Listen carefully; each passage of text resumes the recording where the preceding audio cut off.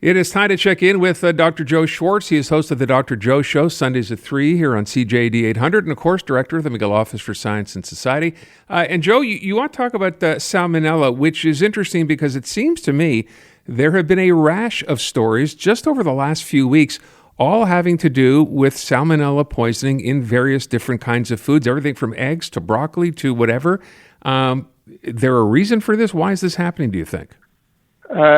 It's happening because people aren't being careful enough with the food at both ends. I mean, at home, they're not washing things properly. They're not washing their hands. But more importantly, we're just producing much, much more food. So there's much greater chance at the industrial level of contamination. Salmonella is particularly problematic because you find it in the intestine of any animal.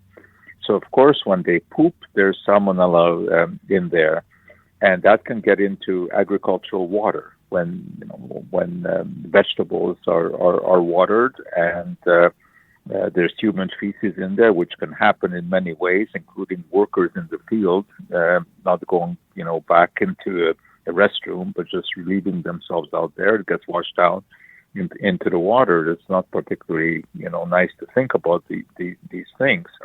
So the salmonella gets into all kinds of foods, as you mentioned, from eggs, where it's very common because, of course, when the egg comes out of the chicken, very easy to be contaminated by fecal matter because it comes out, near the same opening.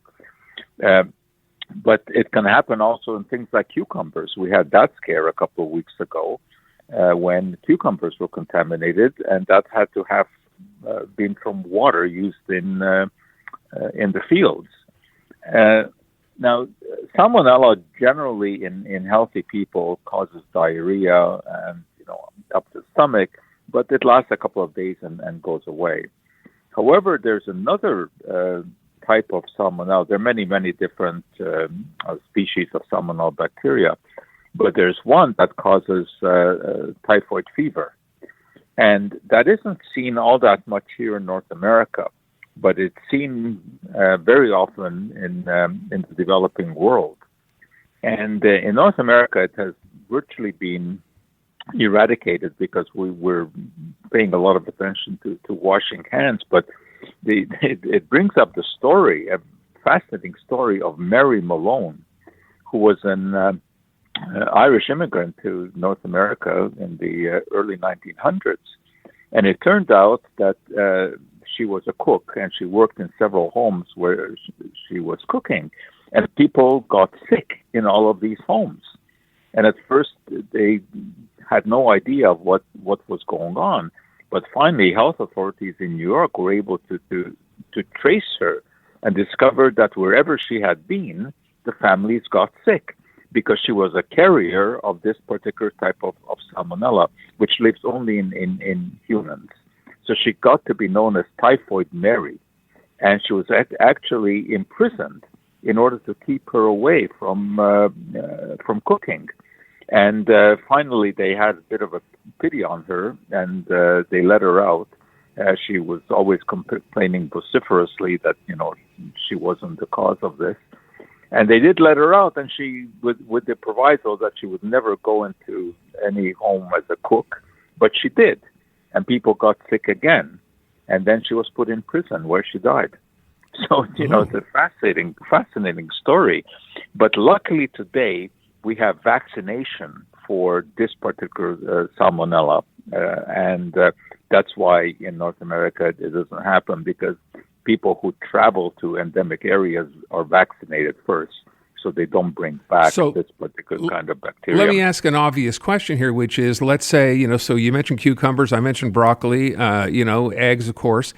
Is part of this, as you said off the top, because we are not spending enough time or washing these vegetables properly before we consume them? Because I saw someone suggesting even just, rinsing them off with water, that's not enough.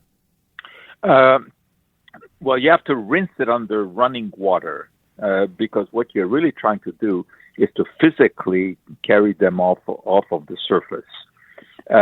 You don't need to use any kind of detergent. That is not good because baking soda? Not necessary either. Rinsing under running water Like, if you're going to wash your vegetables, you put them in a colander and you rinse them under running water. That's the best that you can do. But the most important thing is to prevent cross-contamination.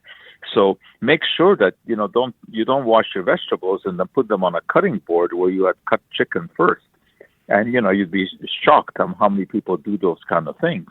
Or in the summer they go out and do barbecue and they take the meat out on a plate, put it on the barbecue, and then put the meat on back that plate, again once it has been cooked on the same plate. And of course, that the bacteria have been festering and growing on that plate at the time when you were cooking your burger. Another thing, then, I think we've mentioned this before, is that you should never wash your meat in the sink under running water, because all that you do is spread any surface bacteria all over your counter. You don't need to wash your meat because you're going to cook it, and that's the one thing about salmonella, is that it is very sensitive to heat. So both the bacteria and any toxin that it produces are destroyed by heat. So you don't need to wash them under running water. Is part of if you're dealing with vegetables, you mentioned running water, is there a benefit to scrubbing them at all? I mean, just to make sure? There is, and you get these the vegetable brushes, the soft bristle brushes. Yes, that's okay. You can do that, but you don't want to do that with chicken. Okay. As I said, the best thing with chicken is just cook it. Don't worry. There's no need to wash it first. You're only going to spread the bacteria around. Bacteria are a problem. It's been said that eventually they will get us. Bacteria will be here long after we're gone. So it's a constant battle to keep ahead of them. And then, of course, we're also dealing with resistance to antibiotics. The type of salmonella that causes typhoid fever, you can treat it at this point with antibiotics. But eventually, they will develop a resistance to the antibiotic. So, we're living in a world that we share with bacteria. Of course, they're also inside of us. We have as many bacterial cells in our body as human cells. But we have to be cognizant of them and take proper precautions. Good advice. All right, Joe, we'll leave it at that. Then next week we can talk about why coffee will help you live longer. That's next All week. right. Okay. Dr. Joe Schwartz, thank you, Joe.